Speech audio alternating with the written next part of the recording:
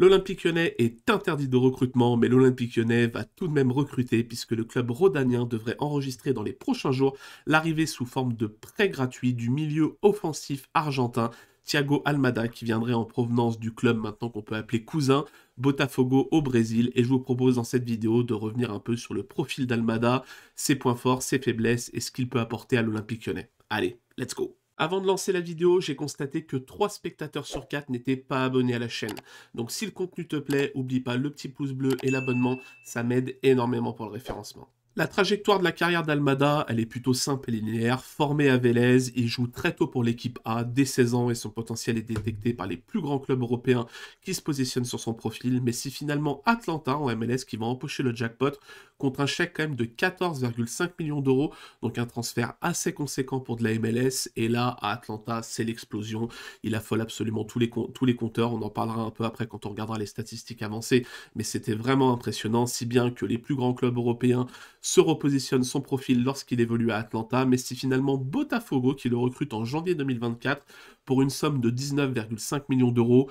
Bon, on peut se poser la question d'où vient cet argent investi par Botafogo. Est-ce que c'est l'argent de Botafogo ou est-ce que c'est de l'argent qui a été transféré depuis l'Olympique Lyonnais? Ça, c'est une bonne question, mais c'est pas le sujet de la vidéo. En tout cas, ce qui est sûr, c'est qu'en janvier 2025, donc en quelques jours, il devrait atterrir à Lyon sous forme de prêt gratuit. Alors là aussi, c'est des rumeurs, mais vu que l'Olympique Lyonnais est interdit de recrutement, j'ai du mal à voir comment il pourrait faire pour l'attirer autrement qu'avec une formule de prêt gratuit. Donc Thiago Almada devrait débarquer en Ligue 1 dans les jours à venir. Et justement, on va se pencher ensemble sur le profil d'Almada, on va regarder ses performances à Atlanta en MLS, mais aussi à Botafogo au Brésil, et la petite différence qu'on peut constater entre sa manière de jouer à Atlanta et sa manière de jouer à Botafogo, alors c'est assez léger, mais c'est son positionnement et son rôle sur le terrain.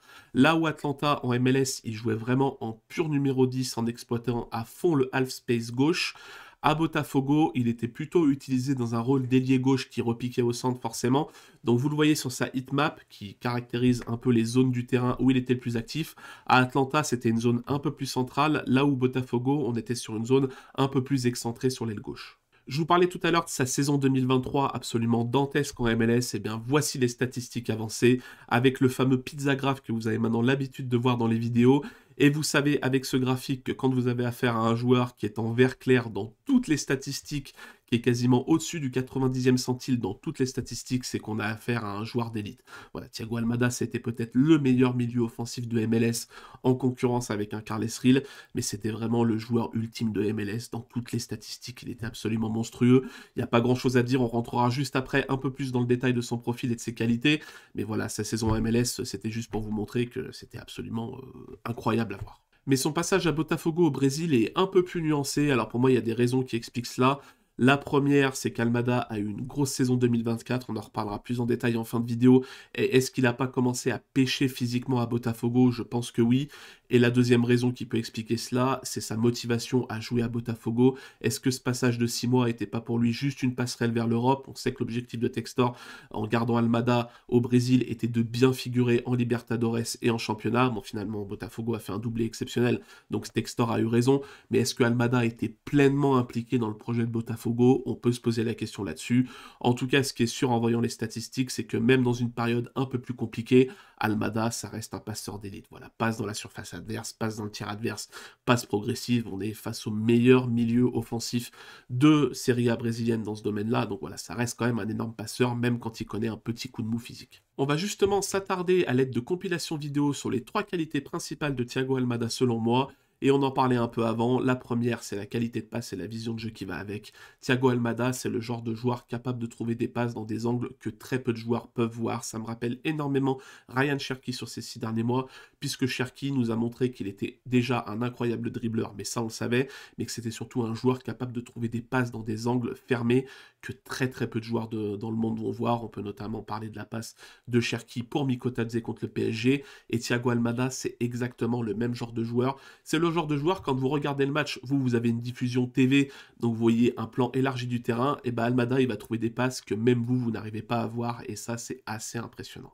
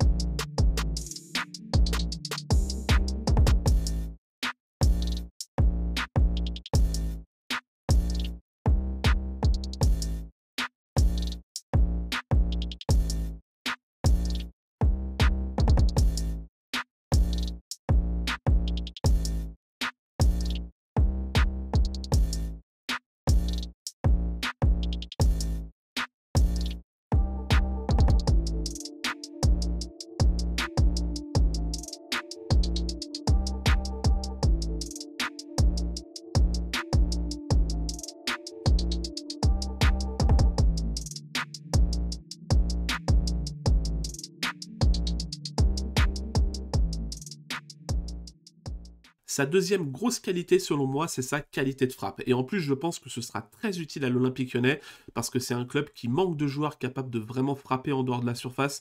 Il y a Tolisso qui peut un peu le faire, peut-être Veretout, mais c'est un peu timide dans ce registre-là. Et Thiago Almada, là-dedans, il excelle. Si vous lui laissez le champ ouvert à l'entrée de la surface, ça risque de faire très très mal. Donc je pense que c'est une qualité qui va apporter une plus-value immédiate à l'Olympique Lyonnais.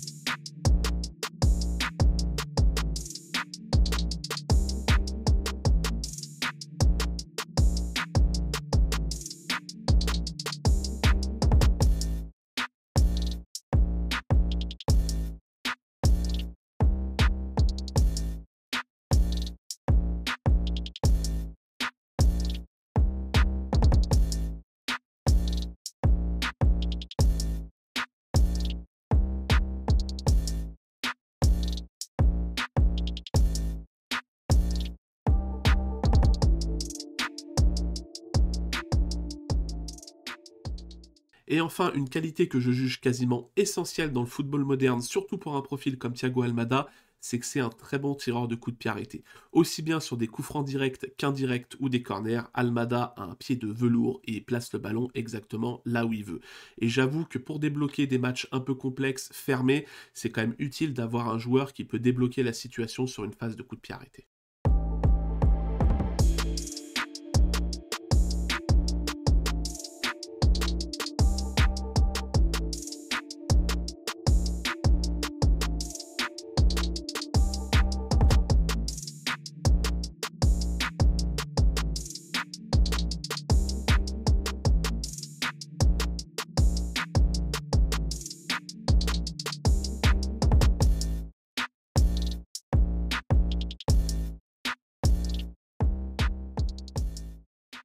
Pour terminer l'analyse du profil d'Almada, j'ai réalisé une comparaison entre Thiago Almada et Ryan Cherki, puisque l'Argentin pourrait être le remplaçant numérique de Cherki si ce dernier partait lors du mercato d'hiver. Alors c'est pas ce que je souhaite à l'OL parce que je pense que Cherki a encore plein de choses à réaliser du côté du club rhodanien, mais en tout cas en termes de profil, vous voyez que c'est deux joueurs très très similaires qui sont des joueurs d'élite à la création.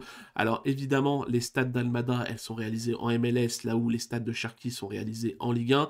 Donc, est-ce qu'Almada va arriver à avoir le même niveau qu'il avait en MLS, en Ligue 1? Ça, c'est une interrogation et on en parlera en fin de vidéo.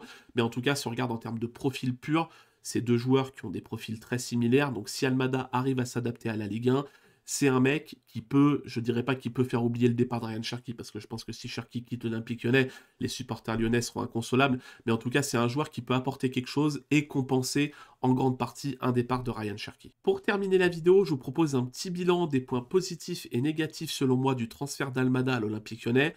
Le premier point positif, c'est que je pense que c'est un profil nécessaire pour l'effectif de l'OL. On l'a vu notamment en Coupe de France en première mi-temps quand Ryan Cherki n'a pas joué. Ça manque énormément de création au milieu de terrain. Les milieux de terrain ont du mal à trouver les offensifs. Et on sait que Ryan Cherki, la seconde partie de saison, il pourra clairement pas enchaîner tous les matchs. Surtout si l'OL a un bon parcours en Europa League, ça va être compliqué pour lui de jouer tous les matchs. Donc si un Thiago Almada permet d'apporter ce deuxième profil créateur à l'Olympique Lyonnais, je pense que ça fera du bien à Ryan Cherki. Ça lui permettra de souffler un peu. Surtout que, comme on l'a vu, Almada peut être le remplaçant de Ryan Cherki si ce dernier part. Alors évidemment, toujours avec la question du niveau de Thiago Almada en Ligue 1. Ça, c'est une interrogation à laquelle personne ne pourra vous répondre avant de le voir jouer. Mais en tout cas, au niveau des qualités intrinsèques de Thiago Almada, on va retrouver, comme on en a parlé, sa vision de jeu couplée à sa qualité de passe qui peut faire très très mal dans le dernier tiers et la surface adverse. Sa frappe de balle à l'entrée de surface qui peut débloquer des situations, tout comme sa qualité de frappe sur coup de pied arrêté. Et enfin, j'ai noté aussi que c'était quand même un joueur qui avait été très très peu blessé dans sa carrière. Pour l'instant, il n'a pas eu de grosses blessures majeures. Quand on sait le rythme imposé aux joueurs maintenant avec le football moderne et l'enchaînement des matchs, c'est quand même toujours un point plutôt positif d'avoir un joueur qui ne se blesse pas tous les 3 mois. Au niveau des points négatifs, le premier que j'ai noté, et pour moi il est très important, c'est qu'Almada a connu une année 2024 très éprouvante physiquement. On va rentrer un peu dans le détail là-dedans parce que je pense que c'est une donnée qui peut forcément impacter son niveau de performance lors de ses premiers mois à l'Olympique Lyonnais. Donc ce que j'ai fait, c'est que je vous ai détaillé un peu son année 2024 pour que vous puissiez voir que le joueur n'a quasiment pas eu de pause pendant toute une année, puisqu'en janvier-février 2024, il jouait le tournoi pré-olympique avec l'Argentine olympique. Il est ensuite retourné en MLS du côté de l'Atlanta pour faire les 6 premiers mois de MLS. Il a ensuite été transféré à Botafogo, mais avant de jouer avec Botafogo, il a enchaîné avec le tournoi des Jeux Olympiques au cours du mois de juillet. Il est ensuite retourné au Brésil à Botafogo pour terminer l'année avec 4-5 mois de Serie A et de Copa Libertadores, donc avec quasiment des matchs tous les 3 jours. Donc vraiment une année 2024 hyper éprouvante pour un joueur. J'ai fait le calcul, vous voyez, ça fait quand même 60 matchs joués en 2024 pour Thiago Almada. Donc c'est quand même un nombre très très important avec quasiment surtout aucune pause. Le mec a enchaîné tout le temps, il a quasiment pas eu plus de 2 semaines de vacances de suite. Donc je pense que le repos de cet hiver va lui faire énormément de bien. Et je pense pas que l'Olympique Lyonnais va le remettre dans le moule dès le début du mois de janvier s'il arrive à l'Olympique Lyonnais. Pour moi, il doit avoir une pause de 1 ou 2 mois tranquille pour recharger les batteries. Sinon, je pense que physiquement, il va pêcher, surtout qu'on connaît l'impact physique de la Ligue 1. Ça risque peut-être d'être compliqué pour lui au début. Donc voilà, grosse année 2024 pour Thiago Almada. Besoin d'une pause, je pense, pour décompresser moralement et physiquement. Et ça risque forcément d'impacter son arrivée à l'OL. Mais quand on parle des points négatifs, on est obligé d'évoquer son affaire extrasportive, surtout que je sais que ça s'entrechoque pas mal entre supporters sur ce sujet-là. Alors je précise, je ne suis pas juriste ou expert en droit, je vous résume grossièrement l'affaire pour ceux qui ne sont pas au courant. Mais en gros, en 2020, une femme a porté plainte contre Thiago Almada, un de ses coéquipiers et un des mecs du staff de Vélez, si je dis pas de bêtises, puisque lors d'une soirée organisée chez un joueur de foot, elle était consentante pour avoir une relation sexuelle avec Thiago Almada, mais visiblement les 2 autres accusés les auraient rejoints, transformant la relation consentie en relation non consentie, puisqu'elle était semi-consciente apparemment. Donc voilà, elle aurait porté plainte contre les 3 personnes. Donc de ce que j'ai compris, il y a une des 3 personnes qui a fui, qui a pris la fuite et qui est maintenant en prison. Thiago Almada n'a pas été inquiété par la justice, si j'ai bien compris, il n'a pas eu de sanctions ou quoi que ce soit, l'affaire a été close. En tout cas, ce qui est sûr, chacun sera son propre avis sur ce sujet-là, parce que c'est un sujet complexe et je vais pas faire une vidéo de 10 minutes là-dessus, c'était juste histoire de l'évoquer, mais ça fait quand même un petit boulet qu'il traîne au pied depuis 3-4 ans sur ce sujet-là. Et enfin, le dernier point négatif, ou en tout cas interrogation qui pour moi est important, c'est son adaptation physique à la Ligue 1. On sait que notre bonne vieille Ligue des Talents, c'est un championnat qui impose un défi physique très important, notamment au milieu de terrain. Thiago Almada, c'est quand même un joueur assez frêle, il fait 1m71 et il est pas bien lourd. Donc je suis curieux de voir comment il va répondre à ce défi physique. Je ne suis pas forcément très inquiet pour lui, parce que je pense que c'est un joueur intelligent, qui a de la qualité balle au pied et qui peut être capable d'éviter ce défi physique, ou en tout cas d'y répondre d'une manière différente rentrant dans l'art des milieux défensifs ou des défenseurs adverses. Mais en tout cas, je suis curieux de voir ça, parce que pour l'instant, il a toujours évolué dans des championnats qui étaient plutôt des championnats techniques, où il n'y avait pas un gros défi physique imposé au milieu de terrain. Donc là, je suis curieux de voir comment il va s'adapter à l'Olympique Lyonnais, et est-ce qu'il va être capable de garder le même niveau de création balle au pied, de dribble, face à des milieux de terrain qui vont forcément plus le harceler, et peut-être plus lui mettre des taquets. En tout cas, ce qui est sûr, c'est qu'il y a quand même pas mal de points positifs pour une arrivée de Thiago Almada à l'Olympique Lyonnais. Alors après, il y a toujours le souci de comment ça va être réglé au final, puisque pour l'instant, c'est un prêt gratuit, mais j'imagine que la finalité et la volonté de l'Olympique Lyonnais, ce sera de le racheter définitivement à Botafogo, mais pour quelle somme, pour pas être embêté par la DNCG, ça c'est un peu mystère et boule de gomme par rapport à Textor et sa stratégie, mais en tout cas, Thiago Almada, c'est un mec qui va apporter quelque chose à l'Olympique Lyonnais. Moi, c'est un joueur que je suivais énormément à l'époque de la MLS et d'Atlanta. J'avoue que j'ai beaucoup moins suivi à Botafogo parce que je suis très peu les championnats d'Amérique du Sud, mais en tout cas, quand je voyais le mec jouer à Atlanta, c'est le joueur de joueur pour lequel t'allumes ta télé et t'as envie de regarder un match de football, comme un Ryan Cherki par exemple. Donc je suis très curieux de voir ce que ça va donner en Ligue 1, je suis très curieux de voir comment il va s'intégrer à l'effectif de Pierre Sage, et je suis aussi très curieux de voir comment Pierre Sage va arriver à le développer et peut-être faire de lui un grand milieu offensif. Voilà pour la présentation d'Almada. Alors je le répète à chaque vidéo de présentation de joueurs, mais justement ces vidéos de présentation de joueurs, elles sont assez succinctes parce que l'objectif c'est pas de vous faire des vidéos de 50 minutes qui détaillent à fond le profil de Thiago Almada, parce que je pense que ça intéresserait très peu de monde sur YouTube. Mais si vous avez envie d'aller un peu plus loin parce que vous êtes supporter lyonnais ou alors juste passionné de football, on avait réalisé un gros thread sur le profil de Thiago Almada sur notre compte Twitter. Alors ce thread il commence à dater puisqu'il date du 10 mars 2023 à l'époque où il était à Atlanta. Mais voilà, si vous voulez en savoir un peu plus sur le profil de Thiago Almada, il y a plein d'infos dans ce thread, je vous le mets en commentaire épinglé, donc n'hésitez pas à aller jeter un œil si vous voulez un peu plus d'infos sur Thiago Almada. Merci beaucoup d'avoir suivi cette vidéo. Si elle vous a plu, Oubliez pas le petit pouce bleu et l'abonnement, ça fait très plaisir et ça aide énormément pour le référencement. Durant le mercato d'hiver, j'essaierai de refaire des vidéos de ce genre pour les différentes recrues des clubs de Ligue 1. Alors je vous promets pas d'en faire pour toutes les recrues du mercato d'hiver, même si je pense que ça va très peu bouger dans les clubs de Ligue 1 au final parce qu'il n'y a pas beaucoup d'argent. Mais en tout cas, je sais que c'est des vidéos qui sont pas mal appréciées par les supporters parce que ça permet d'avoir une vision globale du joueur en 10-15 minutes chrono. Donc j'essaierai d'en refaire pour les transferts les plus importants. Moi, je vous souhaite à tous de très joyeuses fêtes de fin d'année. Je pense pas qu'il y ait de vidéo jusqu'au 1er janvier. On va en tourner une avec un créateur de contenu football que je pense vous connaissez sur un sujet un peu différent de d'habitude, mais je pense qu'elle sortira début 2025. Donc j'en profite pour vous souhaiter de joyeuses fêtes, bon Noël, un bon réveillon du 31 et à plus dans une nouvelle vidéo. Ciao l'équipe!